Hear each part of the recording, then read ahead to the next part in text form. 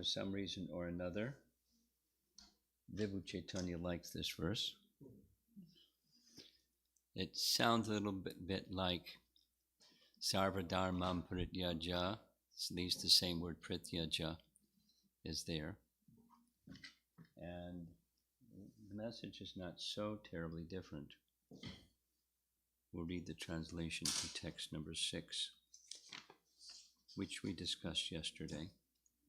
So we begin with text 7. Here's translation for text 6. Now you should completely give up all attachment. This doesn't say dharma, it says to your personal friends and relatives, and fix your mind on me. Sneham svajana bandhushu mai avesha manak samyak. Samyak, completely fix your mind on me. Samadrik.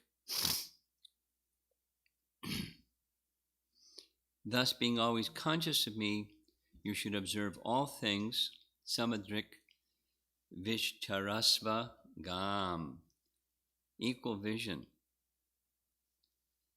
Observe all things with equal vision. Equal vision doesn't mean you don't discriminate between one thing and another thing, but you don't hold attraction, repulsion on the material side. You can still see proper conduct, improper conduct, and so forth. You have a moral compass, but you don't feel affinity towards something and dislike for something. Anyway, this is a standard characteristic of the Brahmabhuta stage, the spiritually conscious stage, and Tvam tu sarvam prityaja sneham svajana bandhushu, the extreme kind of attachment, over-attachment to the temporary and things related to the temporary, including friends and svajana. So we're going now to text 7. The translation reads, My dear Uddhava, the material universe that you perceive through your mind, speech, eyes, ears, and other senses is an illusory creation that one imagines to be real due to the influence of Maya. In fact, you should know that the objects of the material world, material senses, are temporary. So this philosophical point is a big deal. Like, what the world that we see, what is it? Is it real? Is it not real? Of course, we know impersonalists literally say it's false. And the Bhagavatam also speaks of the rope and the snake kind of example. It's a long discussion. I like Madhva's view. In order to mistake a rope for a snake, there are certain prerequisites. There must be a real rope. There must be a real snake. You must have had experience of a snake. You must have had experience of a rope for you to mistake one for the other.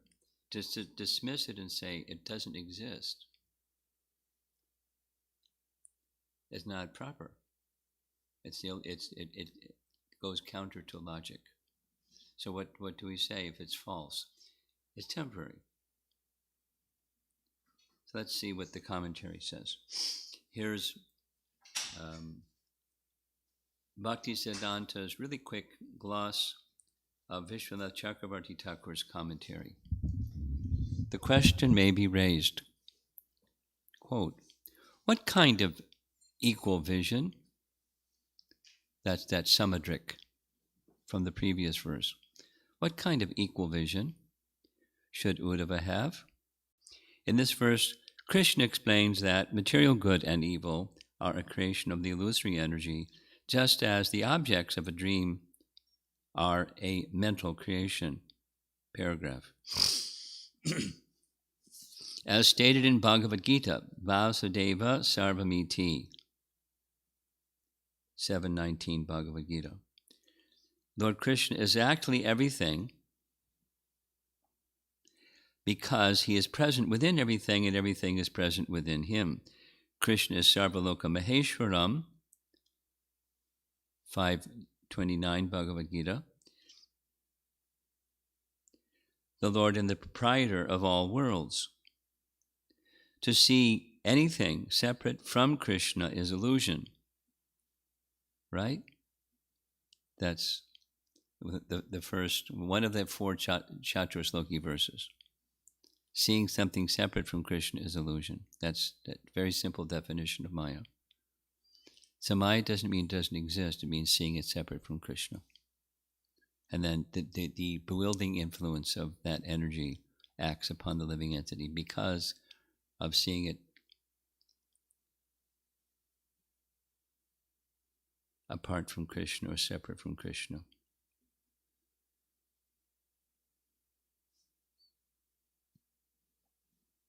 Attraction to any kind of material illusion, either good or bad, is ultimately useless, since it obliges a living entity to continue wandering in the cycle of birth and death. Paragraph. Path of liberation requires this kind of detachment, seeing that's temporary and perishable. Seeing, hearing, smelling, tasting, and touching constitute the activities of the five knowledge-gathering senses. Similarly, the voice, hands, legs, arms, and genital constitute the five working senses.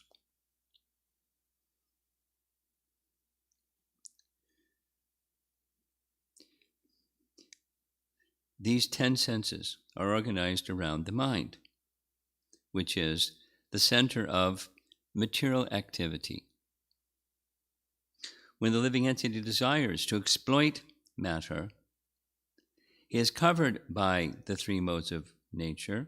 Thus, he concocts different philosophical, political, and social explanations of reality, but never understands the absolute truth, Lord Krishna, who is beyond the contaminated perception of the material senses.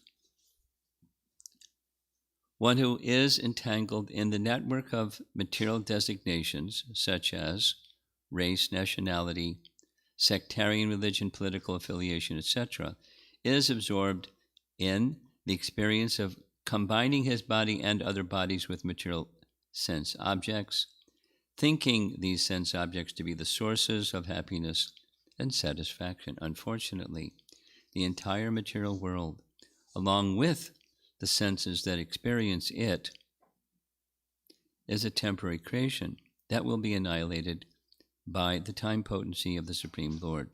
Despite our foolish hopes and dreams, there is no actual happiness on the material platform. The real truth is not material, nor is it temporary. The real truth is called Atma, or the eternal soul, and among all eternal souls, one is supreme. He is called the personality of Godhead, and in his original form, he is known as Krishna. The knowledge-gathering process culminates in perception of the inconceivable transcendental form of Krishna. One who is not perceiving Krishna in everything, and everything in Krishna, is undoubtedly on the platform of mental concoction. In this verse, Lord Krishna warns Uddhava to remain clear of this illusory platform of existence. Very clear. Quite, it's philosophy, but it wasn't crunchy. It was smooth. Here's Bhakti Siddhanta's purport. Short. Any information received from this material body, which consists of the five knowledge-acquiring senses, five working senses in the mind, is limited and destroyed by time because of its temporary nature. The spirit soul, coming in contact with the material body, develops material designations and desires the insignificant enjoyment that is associated with this temporary material world. As a result of this misconception, he is bereft of the service of the Supreme Lord. Vishwanath Chakravarti Thakur's comment is even shorter. What is this seeing equally? That is explained in this verse. What you perceive by the mind and senses in the waking state is equivalent to what is made of Maya, and what you perceive in the dream state is equivalent to what is produced by the mind. Really concise. This verse 11.7.7 is referenced in Jiva Goswami's commentary on a later verse in this Uddhava Gita 11.12.16, which reads, Uddhava said, "Oh, Lord of all masters of mystic power, I have heard your words, but the doubt in my heart does not go away. Thus my mind is bewildered." And then later, "My doubt is not dispelled. You previously said that I was qualified for karma by saying Mayi Sarvani Karmani Rapeksha Samachara. With disinterest, give up all karmas, give all karmas to me." Previous to that, you said 11.7.7, which is, the material universe that you perceive through your mind, speech, eyes, ears, and other senses is a temporary creation that is equivalent to what is made of Maya when you perceive in the waking, and to what is made in the mind when you perceive in the dream state. So that's a slightly different translation than, here's the BBT translation. So let's do the sequence. In text 16 of chapter 12, Uddhava is saying, wait a minute, my doubt doesn't go away, my mind is bewildered. What's that? Previously you said that I was qualified for karma by saying, with disinterest, give all karmas to me. But previous to that you said, my dear Uddhava of the material universe, that you perceive through your mind, speech, eyes, ears, and other senses is an illusory creation that one imagines to be real due to the influence of Maya. In fact, you should know that all of the objects of the material senses are temporary. Therefore, bringing all your senses under control and thus subduing the mind, you should see the entire world as the object of enjoyment for the jivas, expanded everywhere, and you should also see the jivas as controlled by me, Paramatma.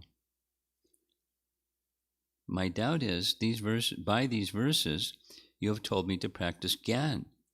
Now, you have given me qualification for Bhakti by saying surrender to me. I do not understand. And later, you'll give me qualifications for karma again. Uddhava uses crooked words arising from Sakya Rasa.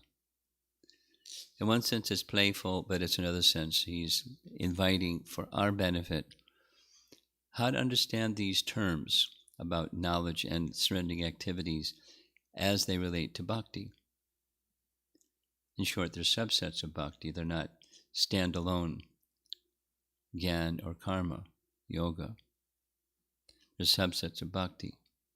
So by asking the question, I'm bewildered, then he's inviting how there's the explanation, there's subsets, because the whole message of the Gita is bhakti. The whole message of the Bhagavatam is bhakti. The whole message of this conversation is it's the means to achieve the goal. So it's bhakti. So when there's mention of other things, like, this particular verse, it's not where's the bhakti? It's detachment through knowledge. But it's a subset of bhakti. He's seeking that clarification for our benefit, not that he's bewildered. Okay, now we're going to Paramatma Sandarbha. What's Paramatma Sandarbha?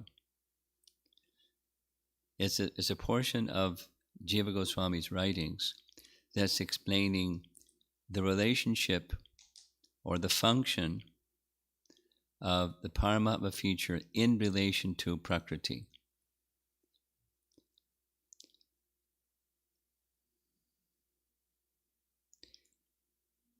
Immediately following Paramatma Sandarbha comes Bhagavad Sandarbha, following Bhagavad Sandarbha comes Krishna Sandarbha, so it's kind of like a ladder in sequence, and it's natural. So first is understand, because that's what this is. I mean, Paramatma Krishna is Paramatma, or Paramatma is an expansion of Krishna.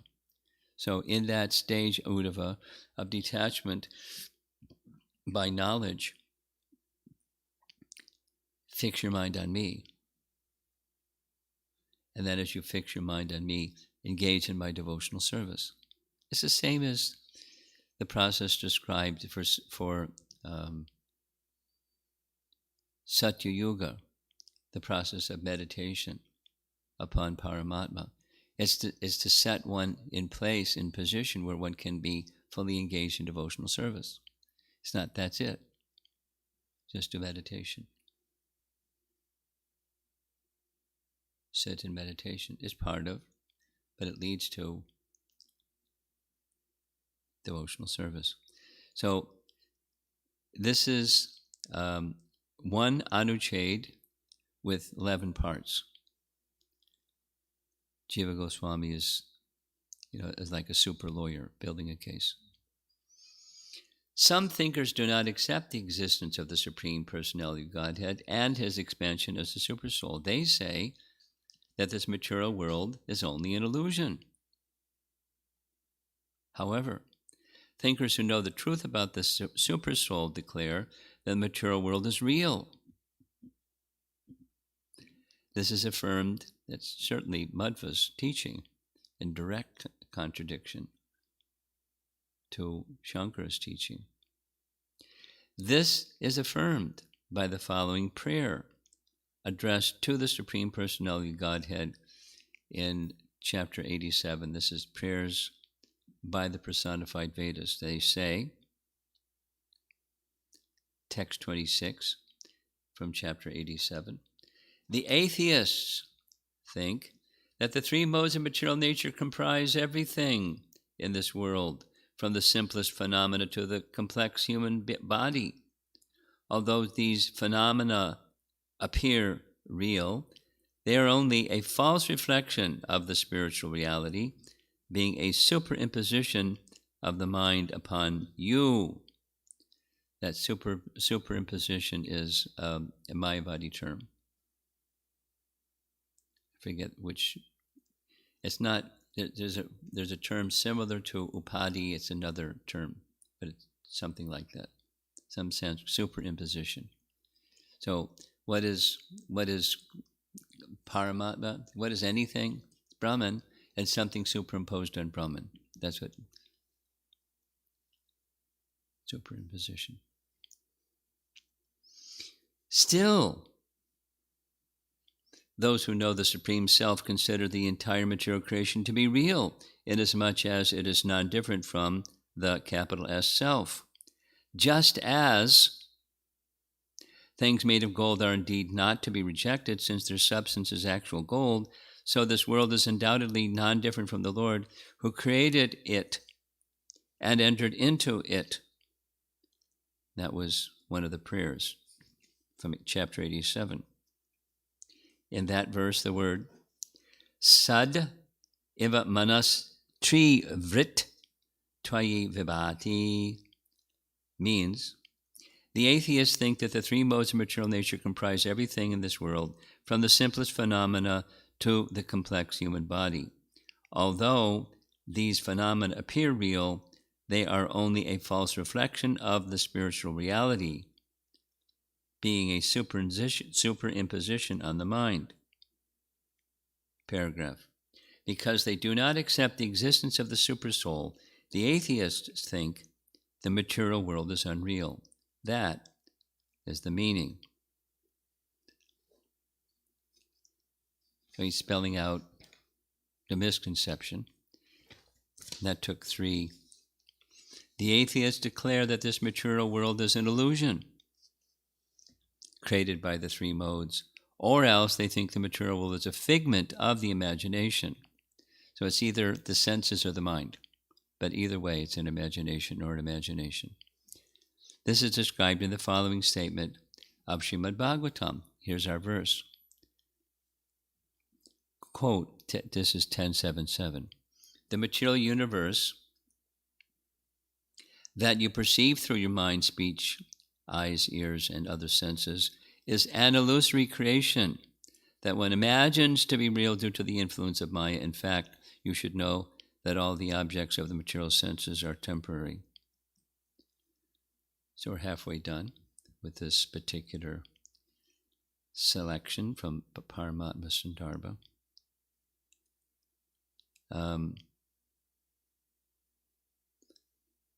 He gives the Sanskrit. These words from the Sanskrit mean, they who understand the truth about the Supersoul know that the Supersoul is present everywhere in the material world, that he is present in the individual soul's external material bodies, beginning with the human bodies and including all other kinds of bodies. In this way, they see the material world as real. That is the meaning. Here the passage beginning with the words, na hi vikritim. An example is given. Merchants who seek gold are not very interested whether golden objects have shapes that are beautiful or ugly. They're interested only in whether the gold itself is pure.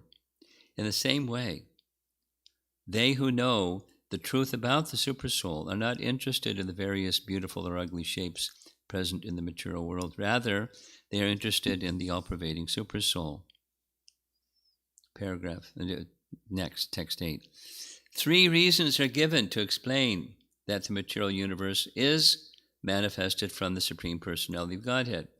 The first reason is given in the word sva kritam, which means, O Lord, you created the material world by employing one of your potencies, which then became the ingredients of which the material world was made.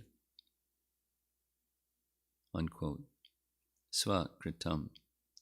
The second reason is given by the word anu pravishtam, which means, quote, after the material world was created, you entered it. As the Supersoul, in this way, you are present in the hearts of all embodied beings. He didn't enter into something that's unreal. He entered into something that's real. And the third reason is given in the words Atma Tvaya Vasitam, which means when the material universe is destroyed, the entire material creation, which is your potency, enters within you. In this way, the example is explained. And finally, all of this is explained in the following words of Vishnu Purana, quote, unaware of the true nature of the material world, fools see only material things. In this way, they plunge into illusion. But the wise and pure-hearted sages see that even the material world is full of transcendental knowledge, O Supreme Personality Godhead. They see the material world as a form of you. That's the universal form. The verse quoted at the beginning of this Anucheda was spoken by the personified Vedas.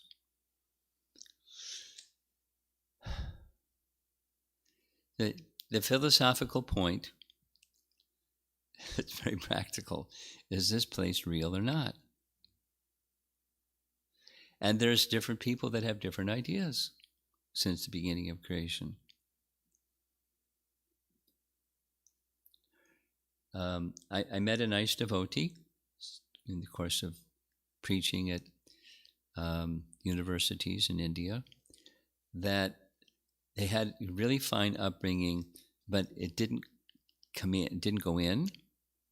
And so as a result, they became an existentialist. A Brahmin-born, really nice young man became an existentialist and was super frustrated, because existentialism is an expression of frustration. Nothing matters. I just exist, that's all. And nothing is real, nothingness.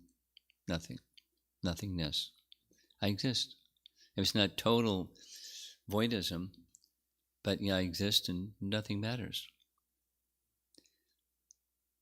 So we spent some time, because when I was in high school, I studied French, so I had to read Camus' The Stranger in French and give a book report. So, I explained to him, this is Camus' position. And the whole story is that the person, part of the deal is, he didn't like something, so he went and killed somebody, because nothing matters anyways. Then he was arrested, put in jail, and nothing matters. Nothing matters. Just I exist. And, out of his frustration, he drove his car off a cliff, and that's how he died. Because nothing matters. There's no meaning to life. Whew. And so when this particular devotee came to hear there is something that is real, so it's important to have our bearings on how real do we take stuff. Anyway, and if we take it as all in all, or we take it as doesn't exist, or somewhere in between, we become attached to it, and it causes misery. We become absolutely detached from it, it causes misery. So how do we get the right understanding? This is what Krishna is preparing Uddhava to come with him. We heard earlier. He's qualified, let him stay for some time and preach, carry this message. But you will then come to me. So it's a little bit, it's not the same, but it's a little bit like Vishnu to Dhruva. You rule for whatever it was, 36,000 years, then you can go to Vishnu Loka. And so when you're there for 36,000 years, you can give good leadership as the king.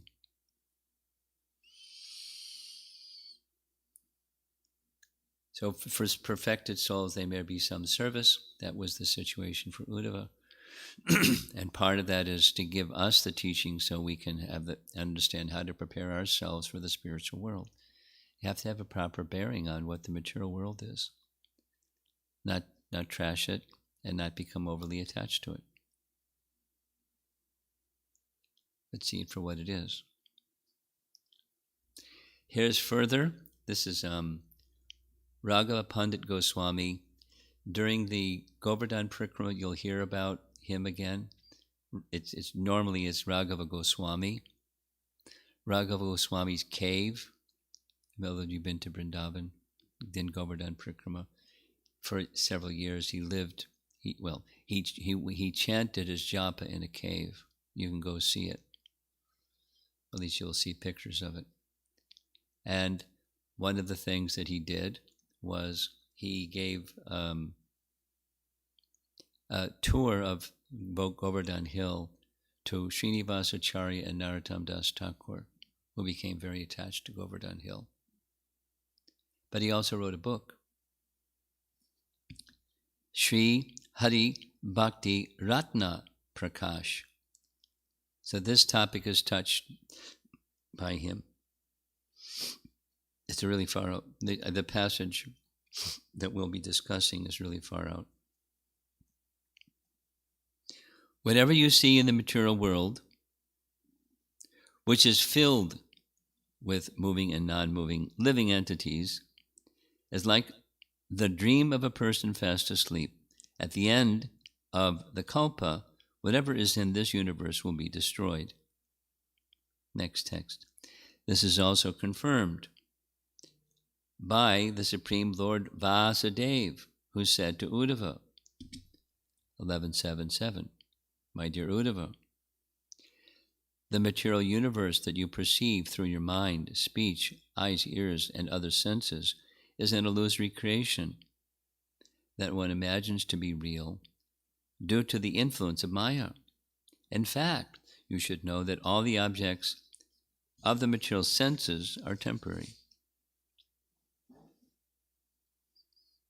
Conclusion: everything in this material world is composed of the illusory potency Maya.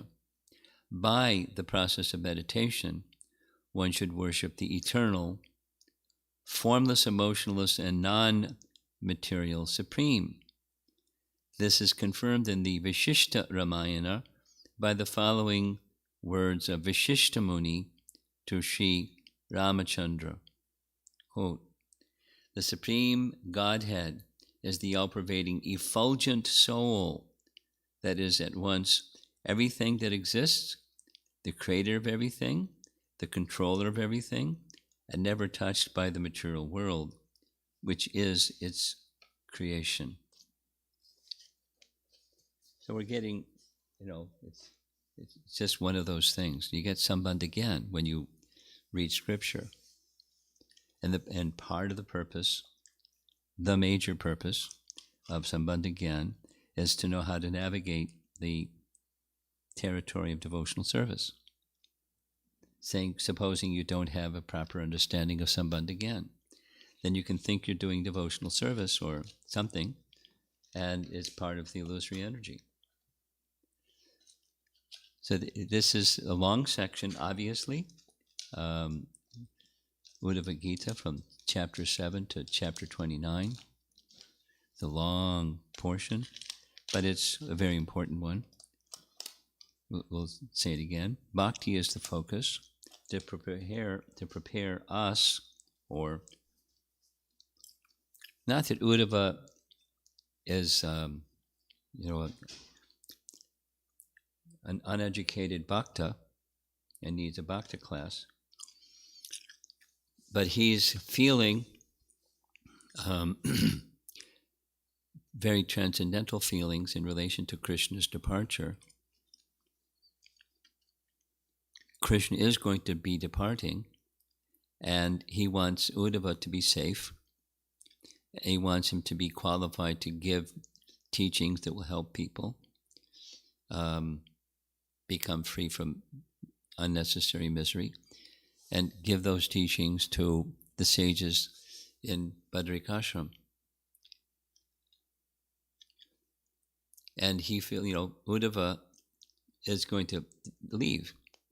Krishna is going to tell him, now I've instructed you, take these teachings and go. Well, you're going to leave, but I'm giving you instruction, take these teachings and go. And so he goes.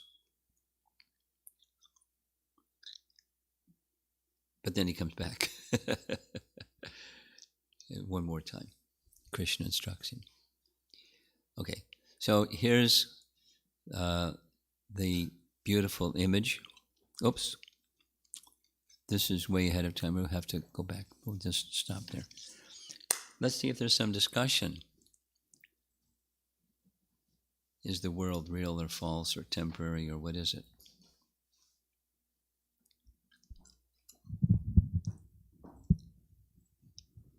Hare Krishna, Guru Maharaj. You said that whatever we perceive through our senses and mind is a product of Maya. So we are trying to understand the spiritual subject matters. Is that also through our senses and mind, or? Well, good question. Initially, that's how we process through that filter, the senses and the mind. However, Because the sound vibration coming from proper source is all spiritual. It acts to purify and spiritualize both the mind and senses. And so it gives us direction how to get to a proper understanding, and thus a proper, beyond Maya, through that sound vibration. It gives us a place of shelter, a transcendental shelter that purifies and elevates. So is it okay to understand that as we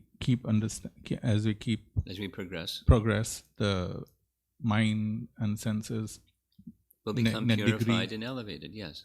The degrees of elevation, yes, spiritualization. Absolutely. Okay. That's definitely our experience.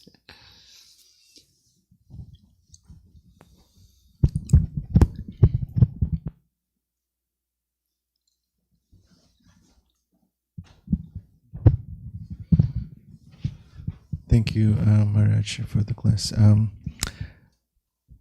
I had a couple of questions. One was on Vishwanatha Chakravarti Thakur's commentary. I could not, I guess, understand what he meant. Like, if it was very, like concise. The short one? Yeah, the short one. If you could. Want me to read it again? Yeah, if you could.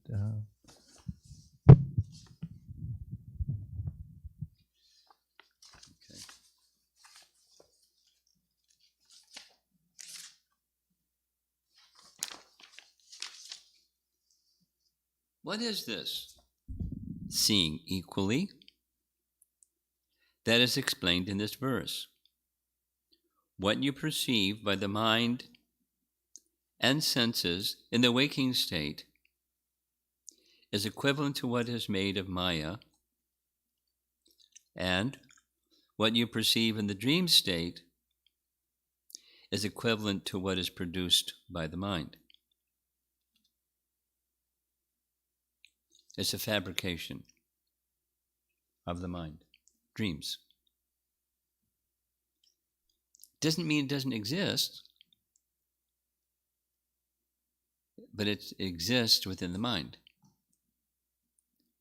And, objects of the senses that we perceive, it's created by Maya, and the senses are perceiving it, the sense object. It's part of Sankhya, that, Tanmatra, that the objects of the senses, they exist. But, going back to the platform, the premise, the whole foundation of all of this is limited and temporary and perishable. Besides limited, temporary and perishable. That's the illusory nature of Maya. There's the whammy feature. We accept it as otherwise real, and objects for enjoyment of the senses. And then the dream is similarly. Okay. Next. Yeah. So on the part of strength. If we lost it, it'll come back.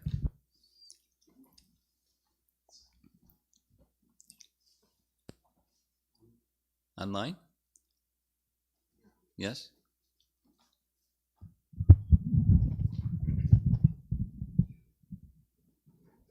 Question from Shanti Mataji. So is this world real but temporary? The world is real, and the world is temporary. You can say real and temporary, or real but temporary, either way. The world is real but temporary. But I'm saying you can say it either way. It's real and temporary, or real but temporary. Either way you like it. From Govinda Mohini Mataji. Is this understanding correct? That to understand that world is real, one has to come to accept the existence of Super Soul, Paramatma? Well, supposing somebody's a materialist, that they're an atheist materialist, And they may accept this world is real, and that's all there is. So it's the answer to your question is not necessarily.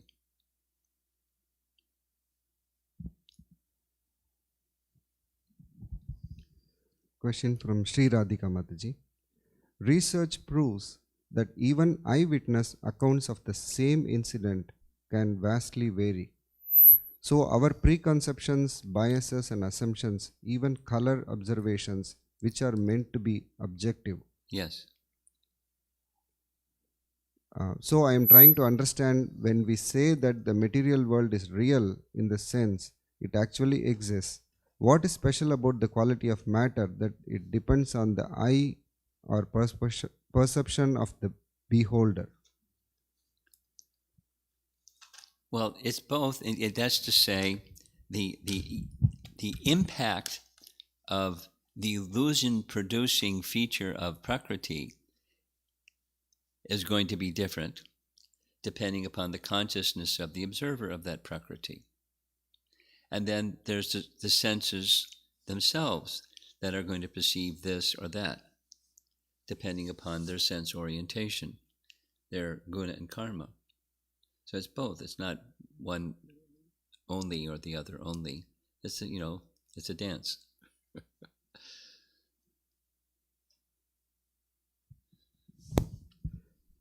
Question from Snehavalli Mataji.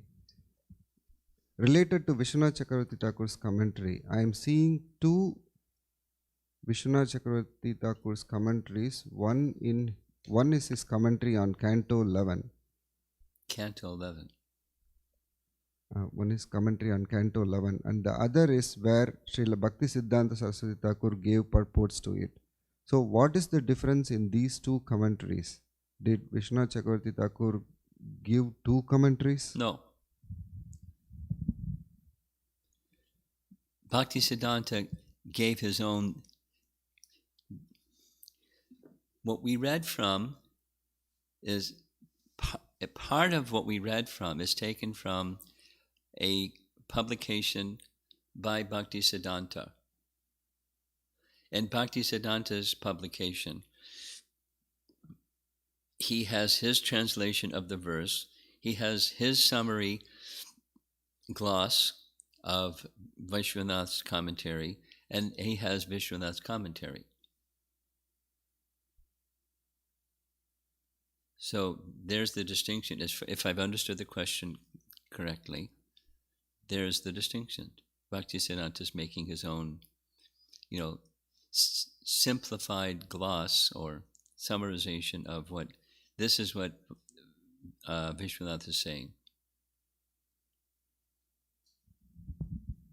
Question from Uddhava Bhakta Prabhu. What is the difference between Mayavadi's term Maya and our term illusory energy in relation to this world? They say it doesn't exist.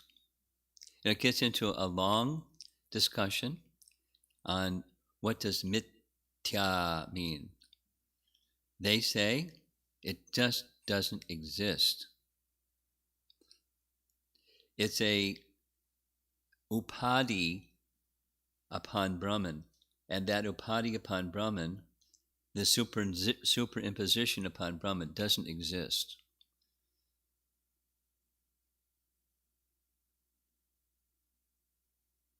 So your body doesn't exist. I mean, specific to his question, because all that really exists is Brahman.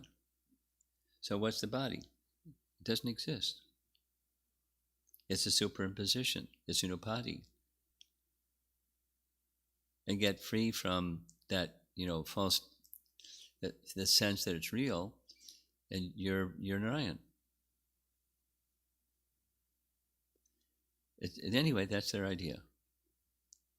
And there's austerity, and there's discipline, and there's meditation, and there's a process. Anyway, there's a lot of holes in the Mayavadi bucket.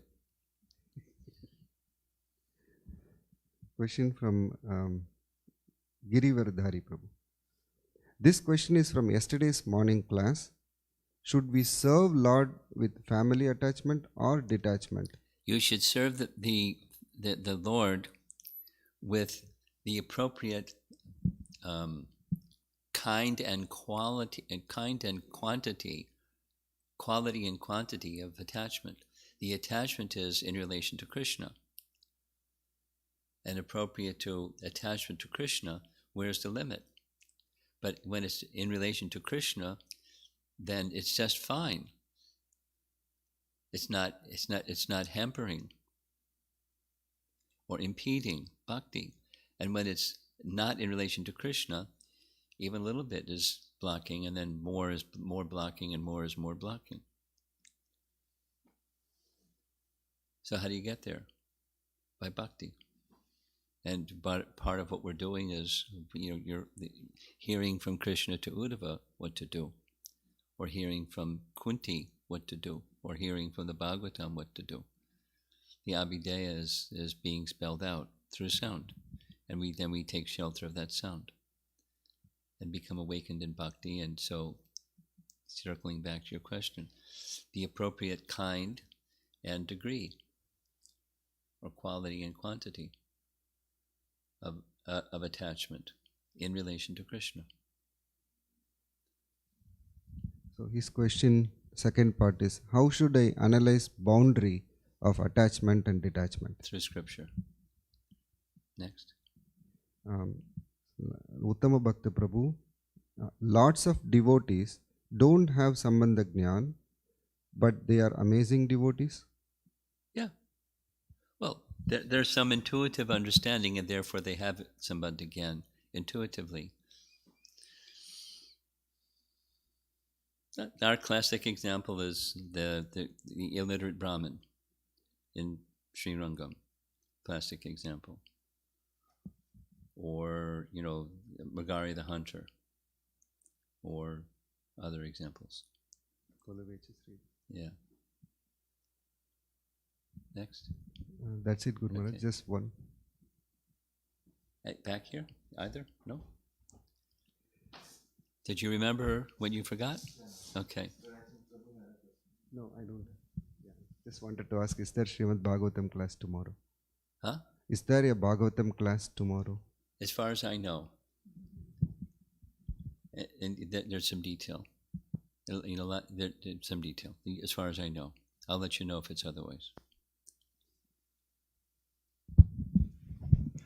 Yeah, so I was just thinking about the parallels between Arjuna and Uddhava when you mentioned about the question he asked about Karma Yoga and Jnana, and how, and then you're talking about like Bhakti when you asked me to surrender, and Arjuna begins the chapter like that. He's asking, like you're speaking about Jnana and karma is separate, and then Krishna says this is part of bhakti, and how the latter he explains.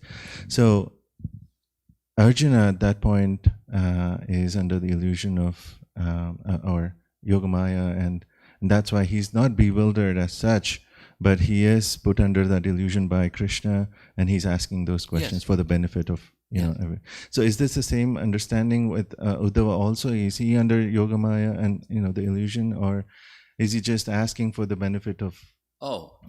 Like, is he also put under illusion? By Krishna? But where it's arising from, his heart is different than Arjuna's.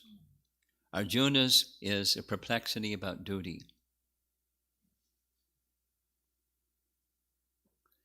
etc. And Uddhava's is the perplexity of Krishna's leaving. And he knows it. He feels it, he understands it. Krishna confirms it. So,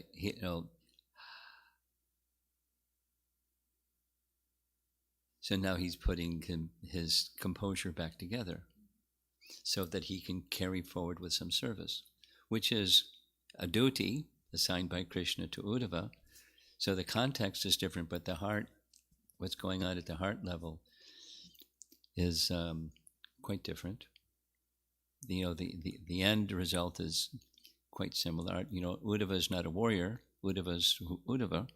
and Arjun's a warrior, and Arjun does the battle. Both doing something by Krishna's indication in service. So that's how there's it. The parallel leads to bhakti, but the place that it's coming from has its difference on the heart level. Okay. Srila Prabhupada ki jai.